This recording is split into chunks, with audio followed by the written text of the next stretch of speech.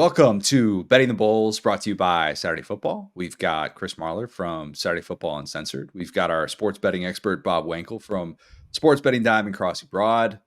Sports Betting Dime and Crossing Broad are owned by our parent company, XL Media. And we've got myself, Connor O'Gara, from the Saturday Down South podcast. Guys, we have a national championship. It is not the team that Marler is currently repping, that he lives and dies with, the Alabama Crimson Tide. It is Michigan and Washington. How are we feeling right now heading into the final episode of Betting the Bulls? Marlo, let's start with you because I know you're in a perfectly neutral place. I'm fine. Honestly, the loss hasn't bothered me nearly as much as Georgia Twitter has somehow taking claim to this being a victory for him. So it's fine. We made the playoff. They went undefeated in the SEC, blah, blah, blah, blah, blah. At some point, Saban will finally get a 5-star center or long snapper or both. I don't know, and everything will work out. You sound great and totally over it. Bob, we had an episode without you. You are back. How are we doing? It's nice to be back. And I have to say, I know that before we started recording, you gave me a little bit of a hard time. I got my Super Bowl in 2017 as an Eagles fan. Had some good years here lately. A little rough period right now. I love college football. I do. I don't love it like you guys do. I don't live and breathe it the way that you guys do, but I love college football. And I am so happy that I am a fraud. That I went to a small private university in central New Jersey because I love college football and I consume it every weekend, but I have no true allegiance. So I can sit back and watch a game like the Rose Bowl the other night and take it all in and say, this is as aesthetically pleasing as it gets. Yeah. It's a fantastic game. The drama was unparalleled, and just enjoy it for what it was. And also enjoy it as somebody that laid the 2 points with Michigan and won. So I tell you what, that we should get right into that part because I felt great going into that game. I will tell you, but since this is betting the Bulls, when I woke up on game day, and I told Connor on our last episode, I was like, I fully expect that line to have moved. Vegas was just begging you to take Bama, just begging them, and it never moved. And then it moved up in Michigan's favor the day of. Yeah. I just, they always know. They always know. Yeah, to be honest with you, that was kind of what sold me. I woke up on Monday morning not really knowing which direction I wanted to go. I was considering just like playing both games together, buying some points. Mm-hmm. And I just said, this just doesn't smell right. I said, they are begging you to take Alabama. It was exactly what I said. And I just rolled the dice on it. So.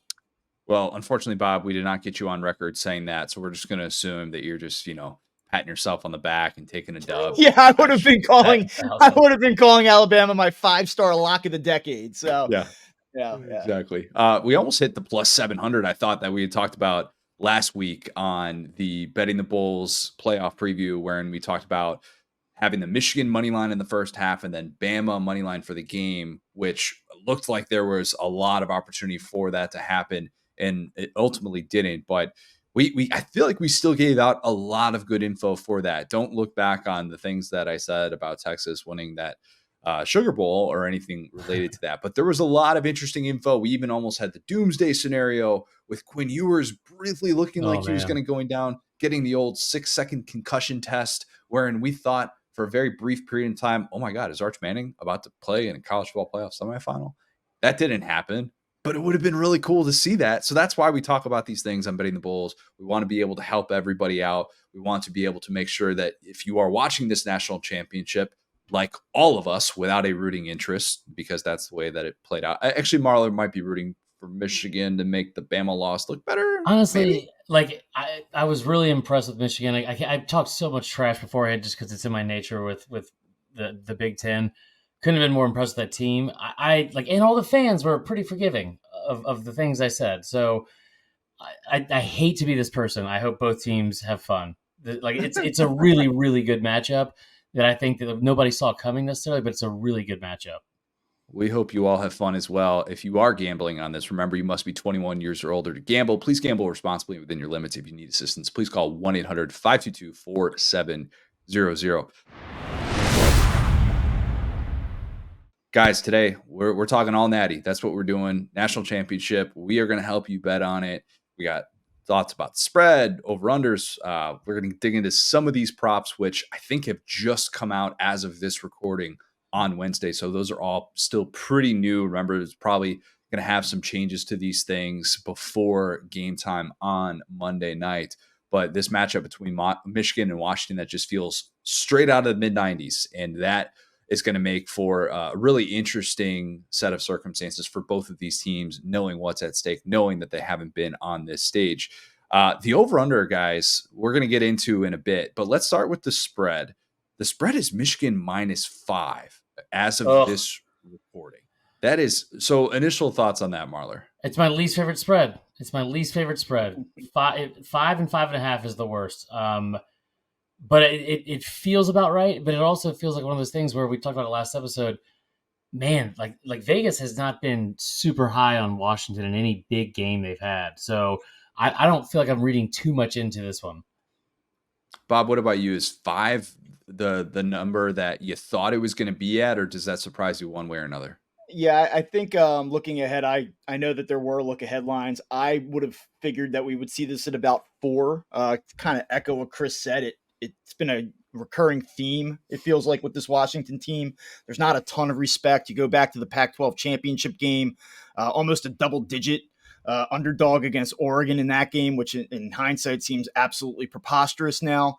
But I think it almost sort of in a way echoes the way that I have incorrectly perceived Washington all season. You know, I was the guy that in that Pac-12 championship game, I said, Oregon's going to crush them this time. They're going to get their revenge. And, you know, patting myself on the back earlier with Michigan, I know I wasn't on the last episode. I would have taken Texas. I would have supported that play. I just keep waiting for this Washington team to kind of show itself to not be what they continue to be, you know? And so I guess in that way, I'm sort of aligned with the odds makers. I expected them to be a little bit more, over a field goal underdog in this game. So 5 feels a little bit high, but not that high to me. Both of these teams are going to make you feel really dumb because they're a pair of 14-0 teams, right? If you've bet these teams money line all year, congrats. Maybe you've made yourself a good bit of money by doing that, probably more so on the Washington side than the Michigan side, because obviously Michigan has been favored in every single game that it has played in this year. But to your point, yes, Washington has not played in a game decided by more than 10 points since September 23rd. So there's this water finding its level type thing that people are going to think about. Michigan quietly, after blowing out everyone, has won games by single digits in 4 of the last 5. So they've shown that they can play in these close games as well. But we have reached this point where if you're on the wrong side of either a money line bet or a spread bet in this game, you're just going to feel dumb. That's reality. So if you're going at this just saying to yourself, I just don't want to feel dumb, I think that's way easier said than done. Washington has obviously won 21 straight. Michigan 27-1 since the start of last season. And I picked against them in the semifinal, so I already feel really dumb. I think that makes this bet a really tough one if you're looking at it from that standpoint. And it doesn't really make you feel too confident one way or the other, unless you're just all in on a team and you're saying, well, it's just Michigan's year. Screw it. It's Michigan's year. I'm not going to mess around with this. I'm just going to go Michigan money line and hope for the best. Is that maybe the most obvious play if you're looking at this through the lens of, hey, they just got through Alabama. They should be in good shape to win this game. I'll let Chris take this because I will just preface this conversation by saying I've been in a spot in the past where there's a team that I just don't value the way that other people do. And I might whiff on them. You know, I'll lose. I'll bet against them and I lose. And I'll bet against them again and I'll lose. And I always say to myself, I will be there the day that they fall. I will finally be there. And there have been instances where I'm just, that day never comes and they just continue to win and win and win. And so I kind of come into this predisposed to say, like, I'm waiting for that fall of Washington. It might not come though. So, you know, I'm interested to hear what you guys have to say about it. I mean, yeah, I think for me, you mentioned that too, like a few minutes ago, and you said like waiting for them to reveal who they are. I think this is who they are. I think we just have. I did it last week. I did like the last time we've like previewed their the Pac-12 championship game on the podcast, and give them like all these kudos, like, oh man, they're being slept on all year and they keep getting overlooked. By the way, they're going to lose to Oregon. By the way, they're going to lose to Texas, and like. they have been an incredible story. Kalen DeBoer, wherever he goes, he's a winner, right? But yeah, the 5 points is it just for me. I'm either buying that down or buying a point because just from a superstitions like standpoint, I don't want to take that. But there's a lot of intriguing first half, first quarter, score first, and prop bets like that. And I think there will be a lot of people that if they are on the Michigan side, they're just going to go money line, like you mentioned. Mm-hmm. They don't want to mess around with that spread. And obviously, from the Washington standpoint, it would make sense to be like, "Oh, Washington money line." No. Take the 5. Take whatever that number is going to be. I don't see this as a scenario where, as we forecasted, it could be Michigan having that line move, which it didn't move against Bama. Mm-mm. So I don't really know what could make it move drastically. Maybe if we had 100% confirmation on Dylan Johnson, that could slightly change the line a little bit. Although we'll get to that. I have something that I want to get to with Dylan Johnson, the Washington running back who went down late in that game that I want to get to later. But it looks like as of now, he is going to play. But that could be something related to props. Can we talk about this over under at 55.5? It's really interesting. It's really interesting. And here's why. If you like Michigan, you probably love that under. That's just you close your eyes and you can see that under hitting 12 of 14 Michigan, 12 of 14 of Michigan's game have gone under that number. The last time a total in a Michigan game went over 55.5 was like against, ironically enough, Indiana back in mid-October. And I say ironically enough because if you like Michigan killer Michael Penix Jr., who led IU to a blowout win against the Joe Milton-led Michigan in 2020, that was the program's first win in that matchup since 1987. Nobody cares about that. Then you probably love that over. Mm-hmm. So there is potential parlay opportunities there. But if you look at this and you say, okay, well, that's maybe not that egregious because Washington, they've only gone above that over a 55.5, 8 of a possible 14 times this year. Not crazy, but in their 6 matchups against ranked teams, that total hit over in 5 of those matchups. So when they play these quality teams, they score a lot of points. These are high scoring type games. So where do you guys land on that? And is it tied to how you also feel about these teams' money line? I mean, again, so this is going to be like a broken record, but like I would attack the early things and like the strength of each team. So one of the things that Michigan has been fantastic at all year is being dominant in the first and third quarter. So the first quarter, especially, I mean, you think about Washington's offense and how prolific they've been and how they jump on people early. And like, I think they were a top 5 scoring offense in the first half of games this year. Their line right now, their total team total for the first quarter is 3.5. Like Michigan's defense is legit. And I don't think that you're going to see a situation where they are not going to be prepared. That was the thing I was most impressed with Michigan against Alabama was they seemed so much more prepared and like they were a step ahead of a really good coaching staff the entire game. Yeah, I mean, I think that you're right on with the idea of there being a little bit of a correlation in game style and who ultimately wins the game. The thing that I kind of keep coming back to, and as I look at this game and I'm trying to work my head around how I really feel about it. And to be honest with you, I come into this and I know I'm supposed to be on here as the one giving advice and having some emphatic take, but I find myself struggling with this game a little bit. I do. Ultimately, I come back to, and I was very impressed with the way that Michigan played. I thought that they controlled at different points, especially early on the line of scrimmage. And I go like, okay, great. Are they going to be able to bully Washington up front and kind of do what they want to do and sort of dictate the pace of play? But what does that even mean for them? Like, because they aren't explosive. They aren't a team that really creates a ton of margin. And so I expect it to be a tighter game, but they do have weapons. And so it's like, will it kind of take more of that shootout feel? Or is it going to be, punch, counter punch in the trenches, Blake Corum, 25 carries, mulching clock, not letting Washington play the type of game stylistically that it did against Oregon in some of those big games, against Texas the way that it did the other night. I almost feel like Michigan's emphasis is going to be a little bit more ball control. And that's not to diminish what they can do offensively, but I feel like Michigan does not want to play this game into the high 20s or certainly into the 30s. I feel like stylistically for Michigan, that is not their best path to success. Now, whether or not they're going to be able to do that, I don't know.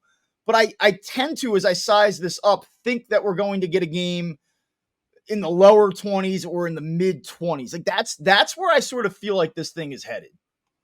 And if you're live betting that too, that's a tricky thing to try and figure out. If Washington comes out and they're throwing the ball over the place, and we're reminded that Michigan has only faced 2 top 50 passing offenses all year, you've probably lost the opportunity to get that value wherever it's going to be. If you're talking about that total, if you're talking about taking Washington money line, something like that, it's probably not going to necessarily be there. But it does feel like a game where, gosh, if you told bettors, hey, I'll let you make all your bets after the first quarter of this one, it would drastically change things. If this is a game that gets into the mud, one would think that favors Michigan, of course.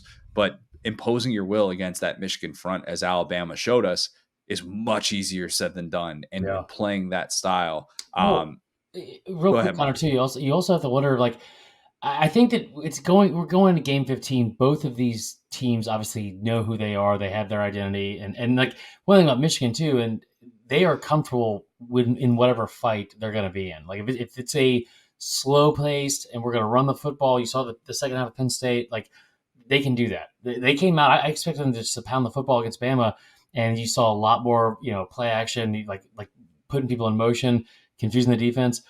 I think they're comfortable either way. I will also say that I think that Washington, like they have better athletes at receiver than Alabama did. Maybe I know, Marvin Harrison Jr. was playing for Ohio State, and he got his yards that day. But I feel like this is going to be the biggest test they're facing from like the skill position, and Washington. Like if they decide to try to push him around, they do have the Joe Moore Award winner on the offensive line. Well, what's ironic is that you look at the Michigan Ohio State game, and in terms of the spread and the total, the outcome of that game is essentially what odds makers are saying this game is going to look like. Right. You had 30-24 Michigan over Ohio State. I mean, it's basically the total. It's basically the spread. So, the question is, does this game look like that? Mm-hmm. Or does it look like a rock fight where, they're able to limit what Washington's able to do on the perimeter? They're able to slow down their air game. They're able to run the ball 30, 35 times. Like it really just comes down to, and again, I think that Michigan's preference is to play that type of game in this one. I think that that's what they want. Again, though, as much as I want to say that's where this is headed, every time I think that there's going to be a team that slows this down, it just doesn't happen. Right. By that logic, the odds makers are saying that Kyle McCord and Michael Penix will look the same. And you could point to certain games, Arizona State being one of them, where they didn't have an offensive touchdown. I don't believe in that game that was 15-7, and say, well, it's not like they've put up 42 every single week. I mean, Washington has had these slower offensive games. There was a lot of debate about the health of Michael Penix Jr. And about how that played a part in what they were doing and the reason why they were playing in all of these close games. Now, they've still played in some of these close games, but I do wonder how much his health could be playing a part in the product that we saw against Texas, where we're like, this dude is not limited. He's not limited whatsoever. There's questions about like the long-term durability, the ACL tears, all those different things. But as it relates to the short term in this game, I don't know that you could really bank on it. But if you're just a believer in this Michigan defense and that you're a believer that they're going to do things that are just going to frustrate you, you saw the lack of separation for those Alabama receivers. How much of that is route running? How much of that is scheme? It's tough to try and figure that out and what that looks like. But it does feel like it's a team that is so different, drastically different than anything that Michigan has seen this year.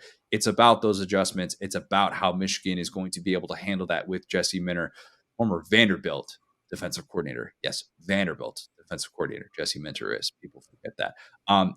Guys, there's an interesting wrinkle to this game that I wonder if it could tip the scales for a potential Michael Penix Jr. prop, at least in terms of a TD prop, because even though he has those high numbers against ranked foes, he only had more than 3 touchdowns once in those 6 matches.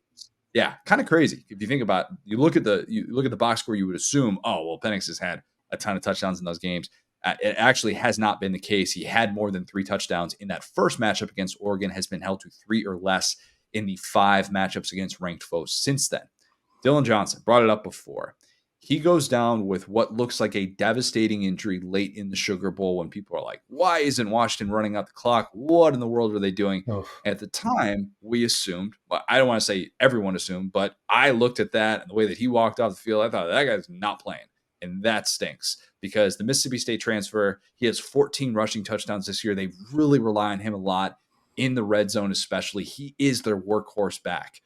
But as of this recording, the expectation, according to that Washington coaching staff, is that he is going to be a go for Monday night. Now, that foot injury looked bad. So just because he's a go does not mean that he's going to be at 100%. What's worth noting is that they have not shown trust in their other running backs. Johnson had 222 carries this season. No other running back on that Washington roster had 50. Their top 2 backs behind him, neither had 200 rushing yards, neither had multiple rushing touchdowns. I don't know that you're digging into the Johnson props just because there are a lot of unknowns with that. What if he comes out and looks awesome? What if he comes out and gets his ankle rolled up early? Like, you just don't know. But go ask Bama. Yeah. No matter how much talent you have, no matter how much size you have on that offensive line, that Michigan interior defensive line with Mason Graham is special. So that brings us back to Penix, and it could push you in one direction with those props.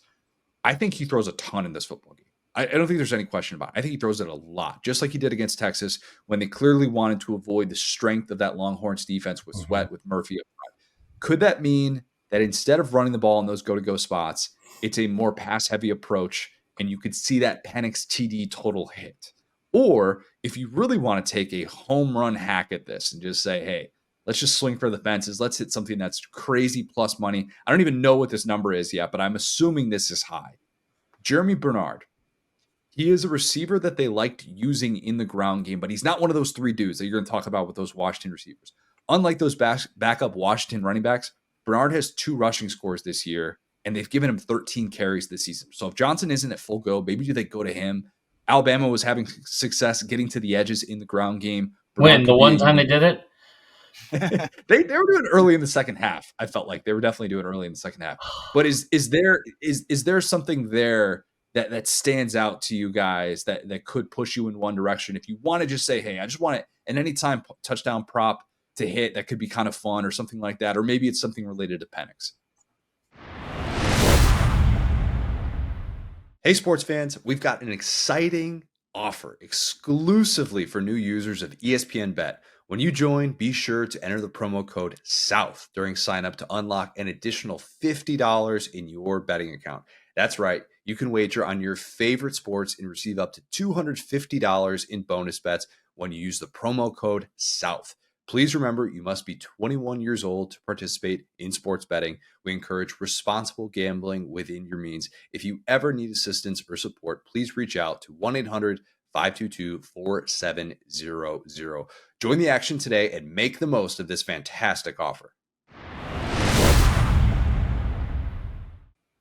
So, I mean, I was going to say, like the numbers on Penix, like going into the season especially, he was hovering around like 3.5 passing touchdowns every game, which is, I think I probably bet on it the first 3-4 weeks because I just assumed like this is going to be, they have everyone returning, like they're going to put up so many points. They're going to be a really, really good offense, and it's going to run through him. Because again, like this is one of the few offenses in the country that, like, it's not an air raid, but they throw the ball so much more than they run the ball in comparison to most teams, right? Like it was over 60% a year ago. His passing touchdown total right now is 1.5. Now the odds suck. It's minus 200, so it's like not the best value there. But that feels like maybe if you want to throw that into like a parlay as well, with like Washington possibly either covering or being the game winner, that would create a lot of value, I would think. Yeah, I mean, listen, I think that there's a couple different ways that you can go about this. As far as as Penix goes, you look at the yardage, right? And it's 291. 291.5 is where I'm seeing it right now. He comes off of a game where he goes 400 plus. And I think that a lot of people are like, I can't get this contrarian DNA out of me. He's great. He's phenomenal in the semifinal. You see him throw for over 400 yards. You see him light it up. And then you sit there and say, well, 291, he should be able to get 300. He's going to be Mm-hmm. able to throw for 300 yards with these receivers. And then you talk about Johnson, and hey, they might not even be able to rely on him. They're going to have to go to the air even more. I just kind of have like a not so fast instinct and say, like, wait a minute. You know, it's a national game. He's arguably one of the more recognizable. I mean, he is one of the most recognizable players in it. People want to take the overs. They want to bet on the stars of the game. That's where the money's going to go. It just almost like getting away from the touchdown thing. I think that you can have a mediocre game and eclipse 1.5 touchdowns, Right. which is why it's used the way it is. But then I look at the yardage and go, like, man, like this feels like bait. Like it feels like bait to me. And I start to look at all the props and start to look at all the markets. And this is like where the skepticism comes in. And I think like, man, like they can probably get to 55. They can probably eclipse that total. But then you dig in and you go like, man, are we getting set up here? And like, that's what I keep coming back to. It's just that I have a lack of confidence as I approach this game. I really do. I will also say too, if you look at like that was one of the things I think with the Alabama game, Milroe caught a lot of flag and a lot of heat, and he did not have a great game. But then you start looking at the numbers. This like the defensive numbers that Michigan has put up this year, and you could say that they haven't played anybody, and like the offenses haven't been the same or whatever. But I mean, there's over 20 different statistical categories they rank in the top 5 nationally in, and you know, like from a betting standpoint, like there's only been 2 games out of 14 they played all year where they've had an opponent throw for more than 200 yards. So 291, even though this is the bread and butter of that offense, I would say that, like you said, you could play a bad game and get over 1.5 touchdown passes, especially if the running back is hurt or comes out. That does feel like a lot more value. I'll tell you another one too, and I brought this up last week. First score being a field goal, always plus money between like 250, sometimes 3. Against Michigan has the fewest red zone touchdowns allowed and the fewest trips to the red zone of any team in the country. So, you know, early in the game, trying to feel each other out, like maybe you see a situation where even though Washington's been good on script, they have to settle for a field goal against a really good defense. The probably the downside of that bet is watching Michigan attempt to kick a field goal in that Rose Bowl. You're just like, I don't know if I want to take that first time score being a field goal. I don't know, man. That was, oh gosh. I don't know if there's anything really there from the Michigan special teams that you can try and bank on. I would think maybe those things will be cleaned up, but you know what? Nepotism has led us to Jay Harbaugh as the special teams coach. So we really probably shouldn't dig into that and assume anything is going to be corrected there. Do we know the Blake Corum total TDs prop for this one? I think it's just a half, right? It should be. If it's just a half, okay, think about this. His last game without multiple touchdowns was, and I'm talking just total touchdowns. Right. I'm not talking rushing touchdowns. Yeah. His last game without multiple touchdowns was October 21st against Michigan State. He's been awesome down the stretch. If this game is going to be remotely close, and I'm talking like within 14, okay, so this doesn't have to be some back and forth game. They are going to trust him so much. It's hard to imagine that he will be lacking opportunities near the goal line if this game is close. Washington is 86 in the country in yards per rush allowed, and they've allowed 21 rushing scores in the year, which is 78th. So they haven't exactly been stout in those areas. And it's not a group that allows a lot of explosive plays in the ground game, but they do allow a ton of explosives in the passing game. So potentially like long passing play, Blake Corum inside the 10, boom, Michigan walks it in, touchdown. Those can be the types of drives that they can have. Washington's 120th in the country in FBS and pass plays of 20 yards allowed, and only 3 Power 5 teams have allowed more 30-yard pass plays than Washington. They can be had there. I was surprised Washington was as successful as they were in frustrating Quinn Ewers in that game, because we know that Texas has those great receivers on the outside, and Texas has better receivers probably than Michigan does, but it also can come down to scheme and what that looks like on this stage. I don't think we see the Michigan offense totally reinvent itself, and they're not all of a sudden going to start throwing it 35 times. It's just not who they are. But could we see Michigan take some more chances downfield than we saw against the really good secondaries that they faced down the stretch, including Ohio State, including Iowa? I definitely think that could happen. Maybe that leads us to like a Roman Wilson over on his receiving yards, which I'm going to assume those are somewhere in like the 60s for Roman Wilson. Let me pull it up real quick here. I will also say, you bringing up like the passing game with JJ McCarthy. I was very adamant about the stat. I mean, like, numbers don't lie. He had 1 touchdown pass in the last 5 games of the year. Yep. He came out, and I thought it was a very, very telling move from Jim Harbaugh that they were putting the ball in his hands and they were not scared to do that. He's got. There might not be a coach in the country that has more faith in his own quarterback than Jim Harbaugh. Well, Connor Stalions was there. He was That on the is- sideline. So yeah, salt in the wound on that one. But no, I think that McCarthy, his passing touchdowns, by the way, are over 1.5. It's plus money. Going to the receivers here, Roman I see Wilson, 48.5. Yeah. Ooh, that's. Yeah. I'm not saying he's going to get that in one play, but they've had just those busts on the back end when they've been allowing those points. And maybe there's a lot of people that are looking at a certain video on Twitter that may or may not have had like 25,000 likes of a certain Washington defensive back swatting that final pass away from AD Mitchell that I clipped. Most popular tweet ever, no big deal. And they're looking at that and they're like, man, this Washington secondary is unbelievable. I'm going to take the under on that. And in reality, if you look at the bigger picture and you look at what they've been throughout most of the season, they have actually struggled, and there could be opportunities there. I'm gonna actually flip this over a little bit, right? So talking about the guys, the big time players, the names in this, and so how do you watch the Alabama game and not want to talk about Blake Corum, right? Mm-hmm. Like it's going to start and stop with him, everything that runs through him with Michigan. So this is really interesting. His total right now, his rushing total is set at 105.5 yards. It's a lot. And he's coming off of a really hard fought 83-yard game, big plays. He has the game winner. And so people are going to be looking at that and saying like, okay, his volume is going to be there. Like if you look at the carry distribution from the semifinal, he had 19 carries, I believe, to Donovan Edwards 4. Yeah. So, I mean, he's going to take the bulk of carries here. He's probably going to touch the ball over 20 times. But what's interesting about this is he only eclipsed 105 yards rushing once this season, and it came against Penn State. And the only other time he even eclipsed 100 yards was against, I believe, Bowling Green back in like game 3 of the season. Right. So like he has not, his track record, his game log does not suggest that he's poised to go over 100.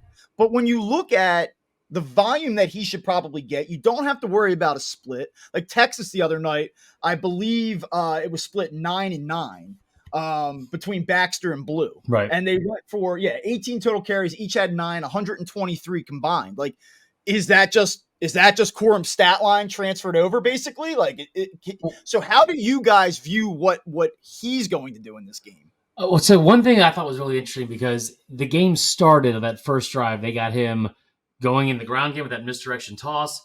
They got him in the passing game for the first touchdown, and they got him on Deontay Lawson, a linebacker, and he waltzed in the end zone. And then it ended with him, like having a great final drive, and obviously back-to-back runs for 25 yards in overtime. From the start of the third quarter until that 4-minute drive, Michigan had 6 carries for -2 yards. Mm-hmm. And maybe that's not the same defense they're going to be facing in Washington versus Alabama. But I think it's interesting, like that, what you said. The only time he's been over 105 yards was that Penn State game. And remember, that's the game where they just refused. They threw the ball 8 times. So he got fed the rock like a bunch in that one. I don't know what his numbers would be. You're right about the distribution. Like he's going to be 80-90% of their sole carries. But like what Connor said too, is like this is a very smart coaching staff that has done, like, they are. I feel like I said, very prepared. If they can take advantage of a secondary, they will, because those receivers are good enough to do it. Yeah, I think that's playing a part. Yeah, it's interesting too. I mean, like if you look at his rushing totals over the last 13 games here, he stayed under his rushing total 9 times. If you figure he gets 20 carries, he's going to need 5 yards per carry to do it. He's only done that twice this season. Right. He's only averaged better than 5 yards twice.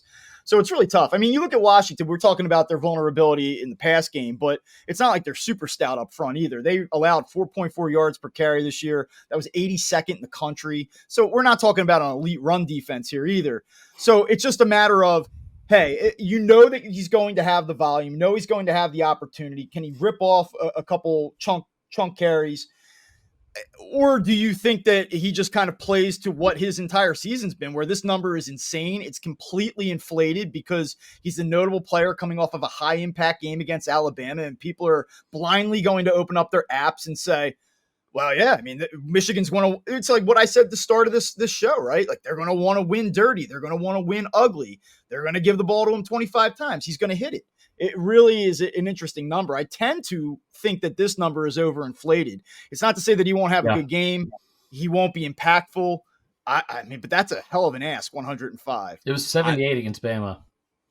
I would be more interested in that's why I think the touchdown prop is more interesting, because if you're closing your eyes and picturing Michigan winning a national championship, don't we think Blake Corum's going to make a big player too? Don't we think that's going to be the guy that's going to have some sort of say in those key moments? And I know there's recency bias because we just saw him do it against Bama, and he was just so good, obviously, in overtime, and Michigan had that blocked perfectly. But there is that part where you're like, man, I just don't want to overthink it. Like, let me just get in on that, and maybe that's the better play than the yardage. And that's probably where there's maybe a little bit more value. And it's not so much just about, oh, I need to sweat this out. I've got to do I hope he gets those 20, 25 carries in this one.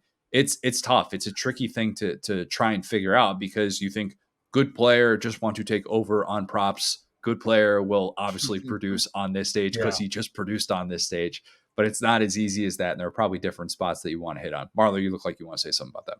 Yeah, so the touchdown prop is not listed, interestingly enough. And like with the running back, there's only so high the number could go for a touchdown prop bet. But my goodness, man, he scored like 46 in the past 2 years combined. Like he's like a touchdown machine. So I think that if it's like just a half, like Bob, correct me if I'm wrong here.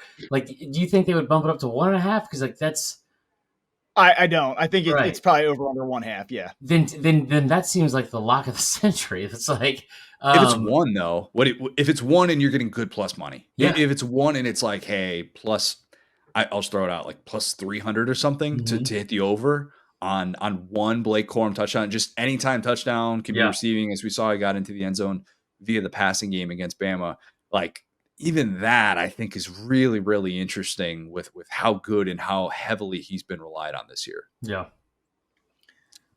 Guys, is there anything that stands out in terms of game flow that we talk about? We try and live betting is big in games like this. People want to be able to take in this action, and even if they don't want to do a ton of prep by listening to shows like this, they should listen to shows like this. But let's say that they don't. Let's say they just want to go based off vibes. They want to be able to have some action, and they want to see things, how things play out. They've got a lot of questions about these teams. They don't feel like they have a great lean overall on two teams that are 14-0, that have both kind of embodied the team of destiny vibes, whatever you want to call them.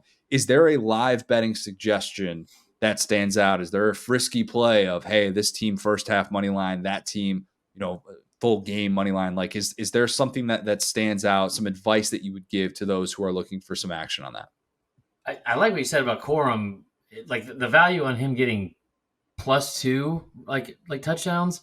I think there's some value in that, just because, again, from the sheer volume of how many he's had. The other one would be this is like dangerous, I feel like, a little bit, and I could be getting ahead of my skis, but if you are on the Washington side, right, and if you're looking for something that is going to be like a much bigger payday for what you're looking for, like winning margin, as you said, like they haven't won a game by more than double digits since September 23rd. So if you want to take, Washington to win by 1 to 6 points, it's +425. You want to take them to win by 7 to 12, +750. And that's also something too, Connor, that like I took advantage of that the last 2 years in the national championship game, where I felt like a Georgia team that is going to play you for 60 straight minutes. I know they're not in this game, but the alternate line for Georgia Bama. Like, if you can find an alternate line for maybe if you're on Michigan side, I think that might be a good play as well, because a lot of times in these games we see, it doesn't come down to like the very last play, but something happens where like the number gets a little bit inflated, and from where like how close the game might have been throughout the 60 minutes. Yeah, I'm a big believer that I think that I mean, I really do. I feel this is one thing I do feel pretty strongly about. I think that the first half of this game is going to be pretty revealing. I think Mhm. that if Washington is going to win this game, I think that they're going to win the game in the first half. They're going to come out and be able to do the things that they want to do offensively. Michigan's going to struggle to find its footing. You're going to see that disjointed offensive aerial attack from Michigan. It's misfiring. McCarthy looks skittish. So, like, to me, it's like, let's shorten this thing up. And I would do, and there's a couple different ways you could do this. Like, you could just take Washington plus 3.5 in the first half, and kind of bank on the fact that Michigan's not going to come out firing. And then you can kind of reassess at halftime what you want to do. You could do the halftime full-time bet where, like, if you're really looking for a bigger payout on Washington, take them to win the first half and correlate it with actually winning the national title. I think that that's one way that you could do it as well. But you guys are talking about it, and I just picked this up while you guys were discussing it. And you look at Corum, you say, like, you can't envision Michigan winning this game without him Mhm. having that type of game, and you can do 2+ touchdowns for him for plus 110. That's it. Is the number there? It's expensive, and, like, to me, again, if you're looking for signals from odds makers, like, that's pretty damn telling. Like, Yeah. they expect, it's almost like they expect 102 touchdowns from this guy in Yeah. this game. Well, so I how don't about blame this too? Like this is kind of interesting where you look at like the way these numbers are put together, and if it's a like last week we talked about Washington and Texas, it was a 4.5 point spread and it was 64 when we recorded. So you're talking about a 34-30 game, right? That's what Vegas is telling us. The line for the first half of this game, and Michigan has been tremendous in the first half of games this year. The line for the first half is Michigan -3. You want to get a little bit frisky over here and take a first half winning margin of 1-3, which is where Vegas has set the line. It's plus 1,000. You want to do it for 4-6 for them to cover it? Plus 1,000. Yeah. That I feel like like if you're having fun and you want to throw down like $5-10 and something like that, that could end up being a big payday. I like that as well. Can't wait to lose money on it. Yeah, I've been looking a lot at the game totals here in the first half as well, and there's some pretty good stuff here that kind of supports a play on the over, both in the first quarter and first half. Have it here. Michigan has hit the first quarter game total over in 8 of their last 11 games. Washington, I'm sorry, and they've done it 7 out of their last 10 in the first half. Washington total first half over in 8 of their last 12. So both of these teams have played higher total games in the first quarter and first half this season. It is a strong number, though. I mean, like, if you look at it and you see 55.5 for the game, I'm seeing a lot of 28s and 28.5s in the first half for this one. So, it's a thing that you kind of have to hold your breath a little bit. That's a lot of points, Yeah. especially for a Michigan team that we don't feel great about offensively. But the numbers would suggest that both teams have been pretty strong early on in games offensively this year. It'd be really interesting to see what Vegas does if Washington goes into the break with a lead, something Yeah. that Michigan has not stared at all year. They have never trailed at halftime. But in the Bama game, they did answer the question of could they pull off a late comeback? A team that hadn't trailed later than 11 minutes left in the second quarter Couldn't have. finally was able to have that spot. And obviously we saw what played out down the stretch. So how much would that impact if Vegas did look at that and say, well, Washington's up 3 at half. Do I want to go Michigan money line and get some action there? A team that has shown more resilience than I certainly was giving them credit for at this time last week when we were talking about these semifinal matchups. Guys, score predictions. Let's get them from both of you. I feel like I have an idea where you guys are heading, but Bob, let's start with you. Do you have a score prediction for Michigan Washington on Monday night? Yeah, I'm going to. This pains me to do this, but I am finally actually going to get on board with Washington and take them against the spread. Okay. But I think that this is a situation where a lot of people are going to be miserable on Tuesday morning. Yeah. Because I think what's going to happen here is we're going to get a 30-28 Michigan win. So a win and non-cover. So I have a feeling that that's where we're heading. I think that the Washington better is going to cover. I don't think that the Michigan better is going to cover. I think we're going to be miserable for 3.5, 4 hours watching this thing unfold.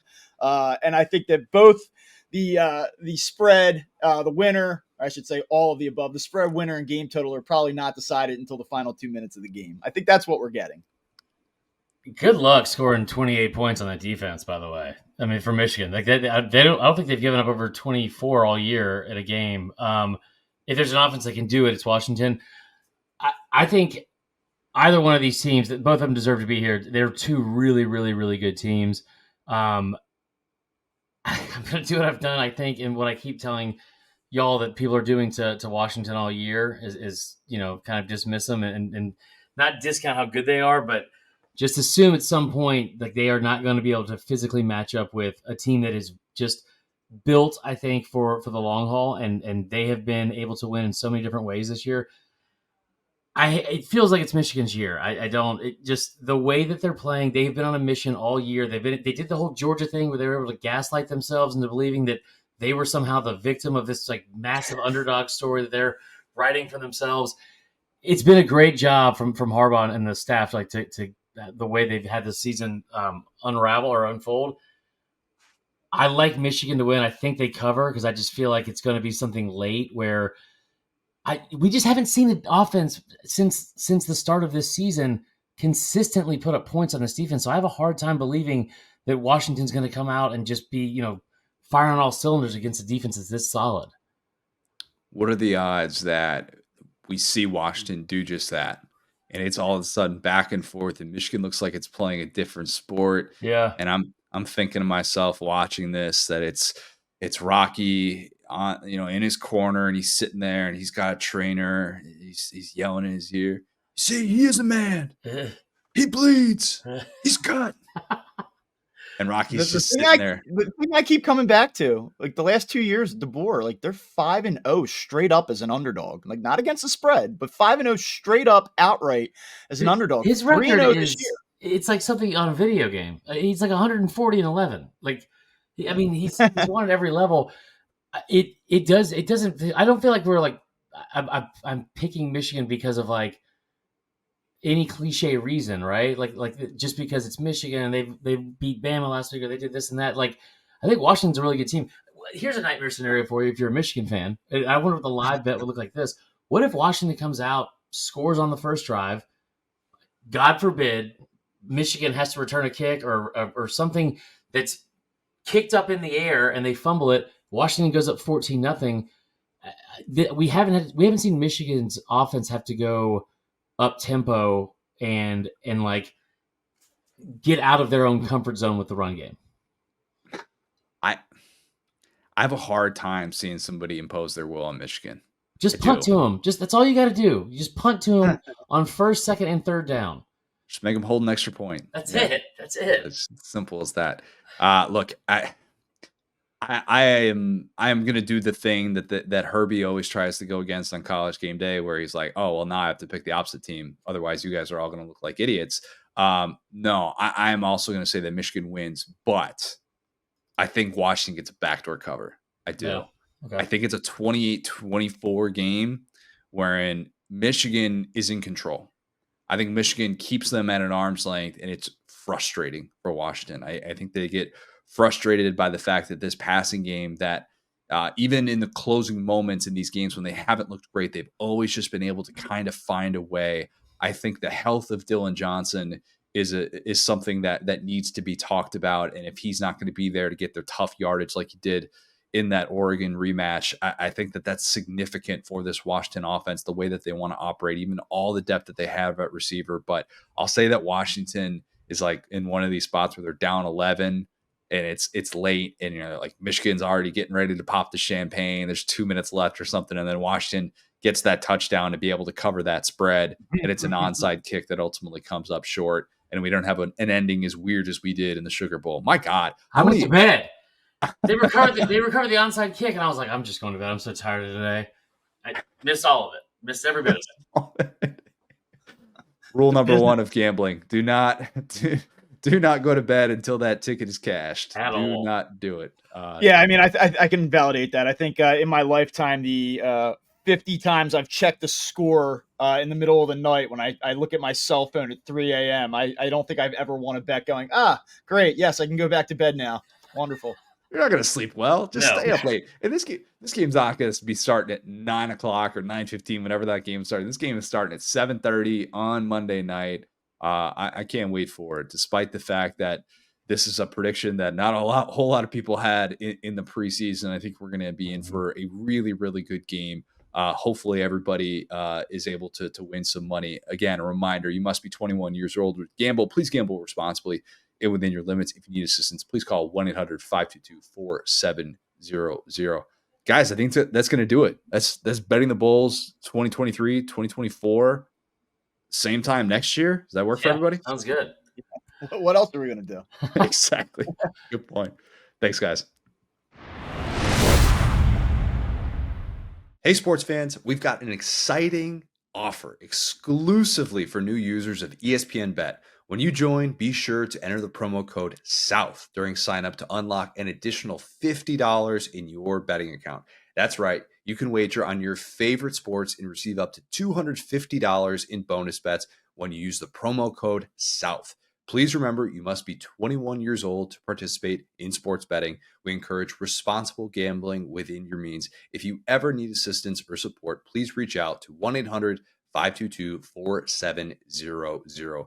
Join the action today and make the most of this fantastic offer.